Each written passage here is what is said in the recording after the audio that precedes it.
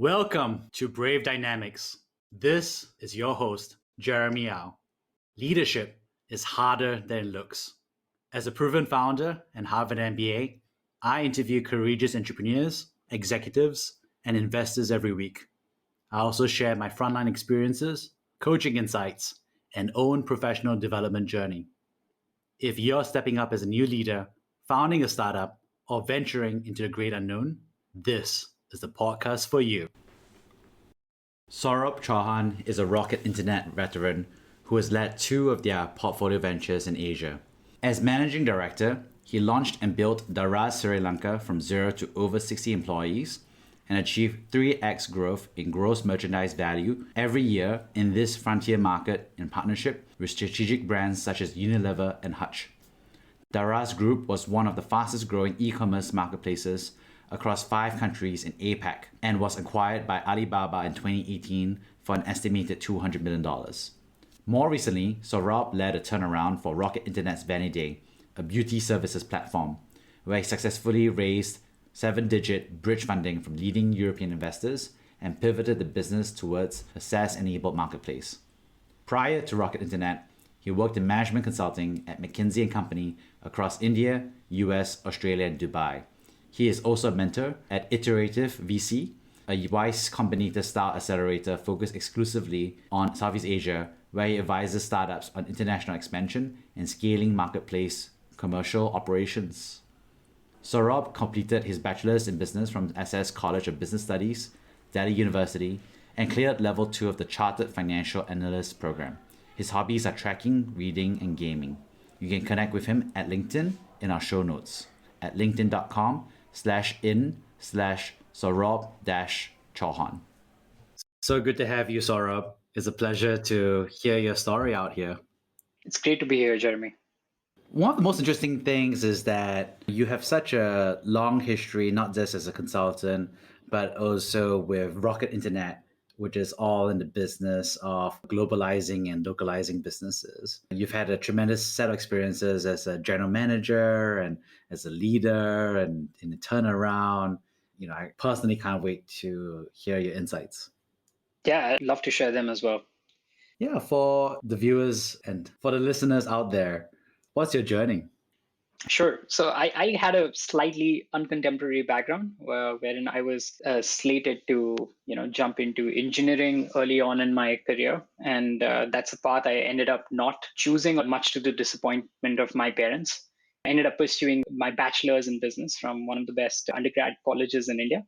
Started off my career, did a bit of social enterprise building while I was in university, but effectively started off my full-time career with McKinsey. It was a great sort of path to set myself on. I mean, I still remember when I was in university, it was like one of the dream jobs to go to. My PST started at 7:30 a.m. in the morning, and my final offer letter came after 5 rounds of interviews at 9:30 in the night on the same day. And I would never forget that experience. But yeah, once I started at McKinsey, was part of this super empowering environment. And I ended up doing engagements that took me to the proverbial ends of the world, from Alaska to Australia. Through my network at McKinsey, I got to know about Rocket Internet and the cool stuff that they were doing back in 2015, building e-commerce marketplaces in frontier markets in South Asia. I effectively leapt at that opportunity and decided that on one flight when I was coming back from US back to Delhi, I realized, and this was when I was working for an e-commerce client engagement, I looked at their projections. I looked at the massive upside that these guys were projecting over the next, 10, 20 years and the growth that they were eyeing. And it seemed super logical to me that, a similar opportunity would exist in a market like Sri Lanka. And it was something that I really wanted to be a part of. This country was coming out of 2.5 decades of civil war. It had all the right social literacy rate, mobile penetration rate, everything was great. And I wanted to be the part of the team that sets up the Flipkart or the Amazon of Sri Lanka. And I completely just jumped into that opportunity. And I guess since then, there wasn't any looking back. Relocated my entire life to Colombo in Sri Lanka and built a team from 5 people all the way to 60 over 2 years. We were subsequently acquired by Alibaba. I even sort of missed one of your previous guests on your podcast, Chia, because I literally left a month before he actually came to the Sri Lankan market to do his internship. And I ended up moving to Singapore then and doing another piece for, which was the turnaround piece for the Rocket Internet portfolio venture called Vaniday for about a little over 2 years. And now I'm basically, since April, exploring new ideas, spending quite some time mentoring startup founders who are looking to build B2B, B2C marketplaces in emerging markets or in Singapore. That's awesome. You have such an experience on the frontier markets and e-commerce. How did you personally get started on your tech journey? Sure. I was working on e-commerce client engagement at McKinsey. I realized that there was this massive upside that this domain presented. And the same trends that were true for India were on a different scale, probably a smaller scale. Also, they held true for Sri Lanka. So I made the decision that, okay, let's, instead of spending another few years or another few months at McKinsey, let's just jump into the startup world. And I had a chat with my parents who thought I was batshit crazy for taking such a risky path. And in order to placate them, I decided to de-risk this decision as far as I could by sort of getting a deferred admission into a consulting feeder business school. But once I had de-risked that, I basically packed up my bags and relocated to Colombo. This was in October of 2015. As a 23-year-old, I basically now started my journey of having zero experience in leadership and having zero experience in managing a team. I started, building out my team. I started, understanding the ins and outs of marketplace, going to the local market and meeting vendors over there, onboarding them, understanding how it was to do real work on the ground rather than just making fancy slides and pages and decks that I was used to of making at McKinsey. In the beginning, I honestly felt that I had bitten off more than I could chew. And I was honestly struggling with really wrapping my head around how to grow my team and how to achieve the KPIs that were set by the group CEO for my market. Over those 2 years, was super lucky in building a very strong initial team. And, together we grew from zero to over 1 million in monthly, sales, and are now today one of the biggest e-commerce companies in Sri Lanka. And I view the time I spent there as an incredibly great learning experience. We created value for small and medium enterprise vendors that we onboarded onto our platform and really helped those entrepreneurs to harness the power of technology and approach a wider marketplace. Why is leadership so important in frontier markets? I think this holds true for almost any market, not necessarily frontier markets. But when I was an MD at Rocket, I saw this for myself that a marketplace model, business model, has a lot of moving elements. There's this commercial aspect where you have to do vendor acquisition, vendor management. There are operations on the logistics and customer service side. There are marketing, product related things. And without a common mission uniting the organization, it's impossible to get anywhere. When I flew in on an economy flight to Sri Lanka, I was basically asked to manage a team of 6 people. I knew that I wouldn't be able to rally people behind something without making sure that everybody was united under a common vision, simply because I think my core competency was in breaking down problems and approaching things analytically. And this was something that I felt that I would sort of learn along the way. I was super inspired to make sure that I come across as a good leader who not just was able to paint the big picture for my people, but also to really understand what were the unique motivations that I could understand, and their unique backgrounds that I could understand in order to make sure that I had a buy-in from them. Could you share what hurdles you personally faced and how you overcame them? So as a 23-year-old, I was being called to become a managing director for a e-commerce marketplace in Sri Lanka. Like I mentioned, I was adept at approaching things from an analytical perspective, but that was not necessarily the best way or the only way of approaching such a big objective or such a big task. That's when I basically decided to take a step back and think, why wasn't this as effective as I had personally thought it should have been? And I realized I was effectively missing out the entire human aspect to it. And I said, okay, fine. What is the most honest motivation that I had to come here? And it was that I need to build, or I need to be behind the team that builds the Flipkart or the Amazon of Sri Lanka. And I think that's the core vision that I then ran with and tried to share with my team, try to get their buy-in on this common goal. And then after sharing this in a town hall with the team, I think things became a lot easier in terms of how much the team was engaged in sort of building out this shared vision. They actually were excited to imagine that in a few years we could be potentially the biggest e-commerce marketplace in Sri Lanka, and we could be creating impact at scale. And I guess subsequently, when Alibaba did end up acquiring Daraz, I think to some great extent our efforts were validated and our hard work was validated. Who are your role models in real life? So my mom, she's been my role model ever since I was super little. She has a very interesting background. She went on to pursue her bachelor's and master's in science. And this is in an era wherein if you belong to the female gender, let alone pursuing higher education, you're not really welcome in the workforce to begin with. This is belonging to about 40 years back. And she always narrated, some of the challenges that she had to overcome to actually get an opportunity to get that education, and not just challenges from society in general, but even the challenges she had to face within her family in terms of how conservative her family was and how hard she had to fight to actually pursue the education that she wanted and to actually take up the jobs she wanted. So I think it was super inspiring to learn her journey. And also, growing up, I would see her manage her professional life, manage her household chores that she would do, and then somehow magically find time to sit with me and help me with my homework. And just seeing that day in, day out consistently was super inspiring to me. And now that I'm older, I'm able to truly appreciate how much sacrifices she had to make sure that I was set in the right direction and I was moving in the right direction in my own life. Awesome. You've been a mentor for so many startups, over your career. What's a common misconception that you've encountered in e-commerce and marketplaces? Sure. I think this is probably more in general for all startups or all startup founders.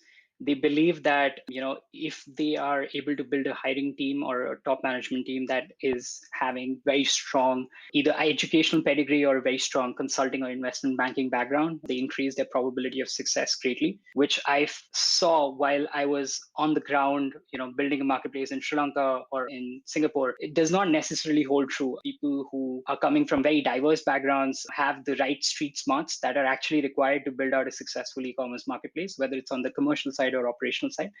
And I think that was something that, coming from a background where I was associated with McKinsey, that wasn't something that was obviously true to me. And I kind of held on to that bias for some time until I actually saw the data points that effectively disproved it.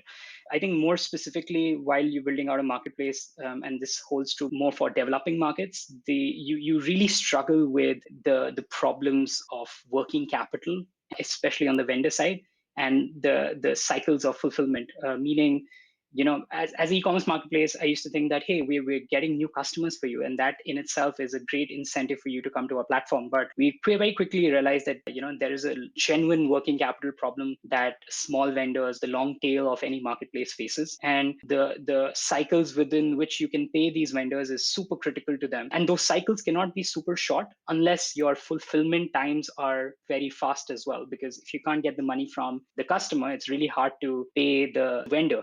We realized that one of the biggest bottlenecks we were facing was actually logistics and not just vendor relations or vendor management. So one often commonly held misconception is that you just need to get the supply side going, and you just, in a good marketplace, get the supply and demand chicken and egg thing, without really understanding that logistics, or rather the money cycle, is probably the bigger impediments to scaling up a successful marketplace, especially true in markets like Sri Lanka or any developing markets where cash on delivery is a more prominent form of payments.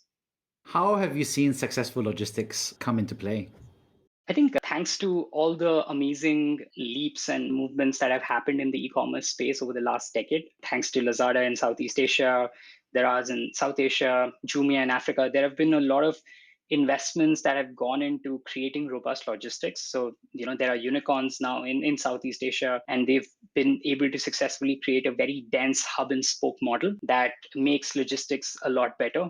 back in 2015, and this is specific to Sri Lanka, we used to struggle with almost 3-week fulfillment times to deliver products in the northern and the eastern regions of the country. But now those same fulfillment times have fallen down drastically because of the increase in demand and volumes that is actually moving through such channels. It has created opportunities for a lot of logistics players to get into the market, make structural infrastructure investments, and reduce the fulfillment times. It was a great time and probably still is for logistics players who are effectively selling the pickaxes and shovels for the e-commerce industry. We've really seen, Rocket Internet be, a successful player as part of that global spread of marketplaces and targeting and entry and growth within frontier markets. So what's the magic secret sauce here? Right. I think most often people think that the secret sauce is that they end up hiring a lot of McKinsey consultants in their management team or investment bankers, and that is why they win. But that's honestly that's super far from the truth. I think Rocket, at least in the last decade, has been fairly smart about understanding what are the proven business models that have worked in, let's say some of the Western markets, and what are the high risk markets where they can effectively apply the same proven business model. And those markets are high risk because of different reasons. There could be a lack of certain supporting infrastructure like logistics. There could be lack of payment support or payment system support. Or it could just be that those countries are, let's say, relatively less politically sound or have a less robust legal framework, which are some of the aspects that investors that make big ticket investments, they effectively look for. So in a sense, they've been super courageous. It requires a high level of courage to invest in markets like Pakistan, Bangladesh, Myanmar, Sri Lanka, and Nepal, all the way back in 2014, 2015. They were smart enough to make those bold decisions when they did. They were able to get pretty handsome dividends from those decisions. You've worked across multiple frontier markets and you're familiar with that diffusion of technology and business model from developed economies to developing ones. How do you see that continuing to play out? I think more recently, and probably this is true for China, I completely agree that for the last decade, there were a lot of proven American business models that were effectively being copied as they were in Silicon Valley and being copied to, let's say, Southeast Asian market or other developing markets. There are a lot of business models that have worked incredibly well in China and are proven in China, but are not necessarily taking off in the West. I guess one example is the Pinduoduo group buying social commerce app that is phenomenally successful in China. I think their latest reports came out and they were one of the most valued companies in China. But executing a similar group buying business model in US is probably a lot harder, or even to do so in Southeast Asia is fundamentally harder because we've not been able to build a very robust logistics infrastructure or a payment system that is required to actually execute such a model at scale. The fact that we can just apply Western models in the East, that age is over. I think it's now more about identifying for specific markets what are the pain points that exist, and what are some of the unique ways in which we can solve those pain points given the realities that exist in those markets. You've mentioned a lot of supporting infrastructure, logistics, payments. What are the other factors that people may take for granted as they consider country versus country, region versus regional differences? A robust distribution channel is something that people often end up taking for granted. And just coming outside of the logistics and payments infrastructure, people often also assume that there is going to be a strong ability to buy any brand in any market. But it's super, super hard to source some brands in markets where those brands have no presence whatsoever. Sometimes marketplaces have to invest in becoming authorized distributors for virtually very big global brands, but with very little local presence, especially true for emerging markets. We remember we had to take a lot of inventory risks by sort of buying up some MOQs, minimum order quantities, for some very, very globally successful smartphone brands, which didn't necessarily have a very robust authorized distribution network in the Sri Lankan market. We realized that, wow, we're going to take very significant inventory risks. And I think going into the market, we were pretty confident that there would be some big authorized distributors that we could just tap into, but didn't seem to be the case. And I think just having access to the right brands and the right inventory is also sometimes a challenge in this space. There are always people who are sourcing new ideas from other geographies in the past from the US and bringing that to Southeast Asia, and also now looking at China and other places and seeing if that can be localized to the local economy, for example, in Southeast Asia. What advice would you give to an entrepreneur like that? I would say don't make the cardinal mistake of having a solution in search of a problem. Make sure that you work backwards, study the local market, study what the pain points are in reality. Then, if there are some globally proven business models that are a correct fit, then more power to you, and that approach can absolutely work. But just because a trend has taken off in China, it doesn't necessarily mean that Southeast Asia must follow in its footsteps. There could be a lot of local factors that have led to that trend taking off in that market, and never sort of confuse a necessary regions following each other's business models. I think that doesn't necessarily hold true. That is often a mistake that a lot of starry-eyed entrepreneurs make with their thinking of new ideas. Earlier, you talked about the long tail of e commerce being an important aspect. And I can just imagine it interacts with distribution, and you just discuss sourcing and even marketing. Talk to us about what that long tail looks like. So I think very interesting statistic that I heard from someone who's working in the Southeast Asian e-commerce landscape is almost 35% of all products that are actually being sold across Southeast Asia, across markets like Indonesia, Thailand, Philippines, are from this specific long tail. So these are effectively small retailers, resellers, maybe some wholesalers in the mix that are either selling unbranded inventory or effectively extremely local brands with no significant brand recall. The fact that they've been able to get some revenue and get some sales is effectively because they're able to tap into this captive audience that is present on all these different marketplaces. So in that sense, e-commerce has been a strong equalizer in terms of very small brands getting the same level of reach that these big brands have traditionally enjoyed over the last couple of decades. It has created some really unique opportunity to go and serve the pain points for this long tail, both in the sense of giving them alternate channels of distribution, such as via social commerce, or even sort of working with them and giving them cost effective digitization tools which help them in better procurement, which again, this is the service or this is something that the big brands have traditionally enjoyed just because of the large economies of scale that they have. So I think the long tail or serving the long tail has emerged as a very big opportunity. I think especially now that this long tail has such high volumes being sold on thanks to all these e-commerce platforms. So I think it's created a lot of new opportunities for entrepreneurs who want to get into serving the long tail. Yeah. This time being COVID, and we've definitely seen the differing impact, right? Where places like Vietnam, which never went into a lockdown, not seeing a tremendous shift in the mix of retail between offline and offline, to other countries that have had a much longer lockdown, who are seeing a much more fundamental shift. When we look beyond, into 2021 and beyond, how do you think this event and the mix between offline and online retail, how do you see that shaping out? I think the common thinking in this domain has been that as we, I guess, progress through the coming decades, the share of online to offline retail would keep on inching up. And I don't necessarily disagree with that trend. I probably disagree at the pace with which that ratio is going to go up. I feel that offline retail is still going to be super strong, especially in emerging markets, wherein there is a strong need to have a face-to-face relation with your local mom and pop shop. You've grown up in that community, and that is the shop that you go to buy your products, whether it's local products or whether it's your fresh fruits and vegetables or your groceries. And I think there is still going to be a significant space for that to happen.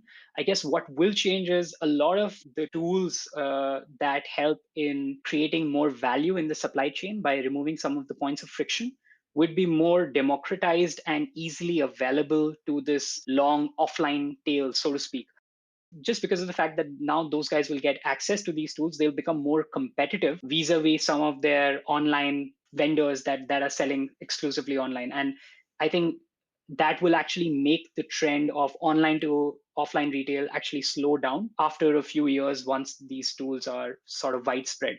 I think Some really good examples of such technologies already doing the rounds are, within the B2C community in India, like for startups by like Khatabook, this amazing, super intuitive tool for small vendors that are part of the long offline tail, have a very easy ledger system with their customers. It helps them increase their collection rates, their retention rates, and gives them a very strong tool to sort of compete against the online vendors that are offering the same services or same products. So I think those trends would accelerate in the coming future, and you would see some sort of a point of equilibrium being established between online and offline retail. You're one of the few people who have done multiple general manager P&L roles in technology. What would you say differentiates a P&L general manager role from a more functional one?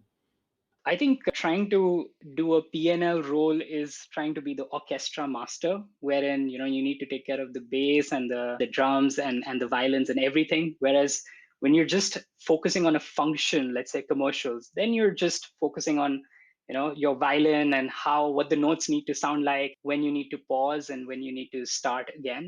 Just the fact that there are so many things to focus on sometimes make the P&L ownership component a bit more challenging.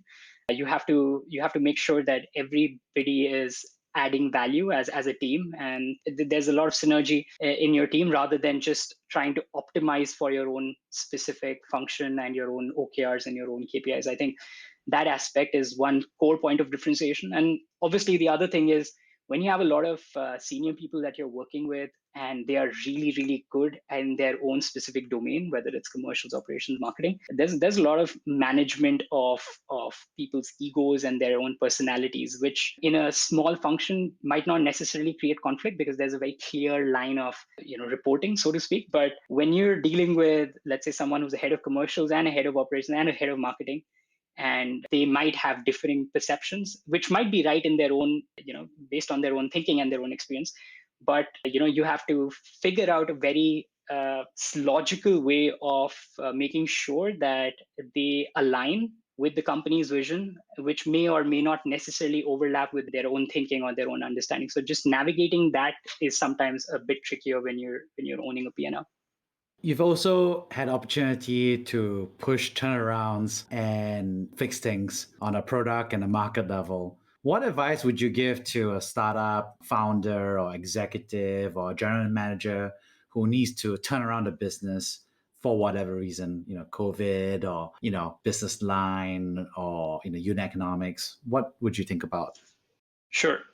I think it's super important to figure out what are the drivers that were available and what actually led to this situation that the business needs a turnaround to begin with.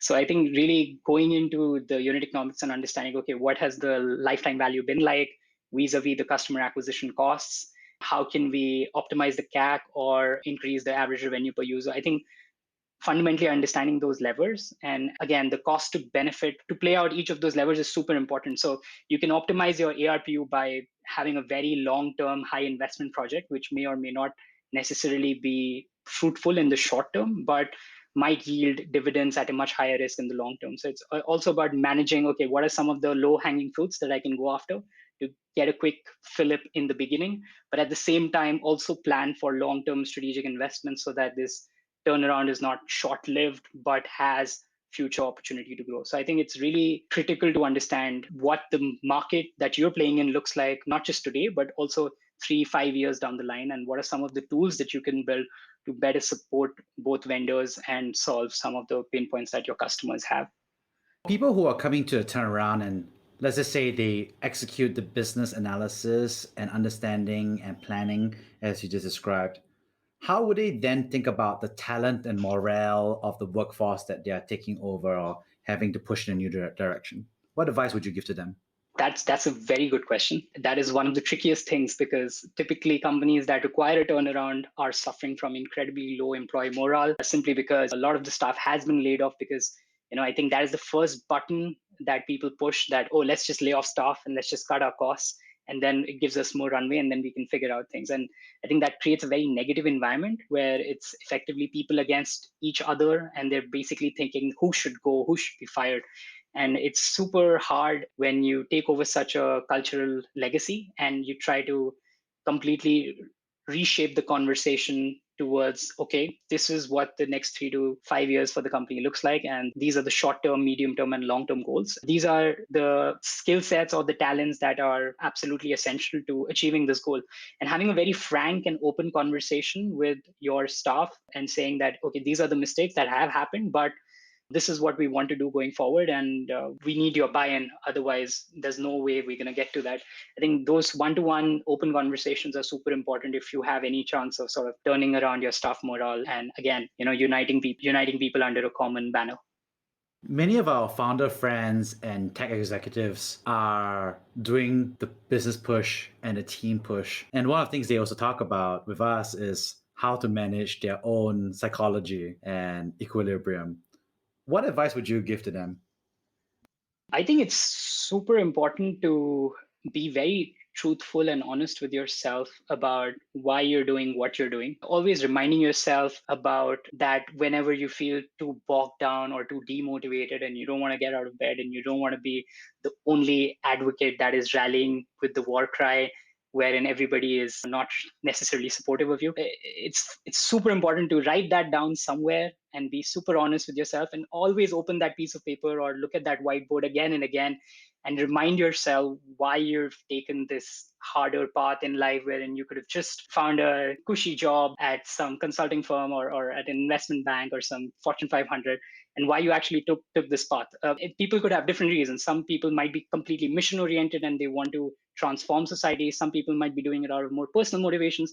Some people just want a holiday post 35 and invest in smart founders and just have those interesting conversations. Again, everybody might have different motivations, but it's super important to keep going back to that and say, this is why I'm doing this, and whatever is happening to me right now has no bearing on my long-term aspirations that I see for myself.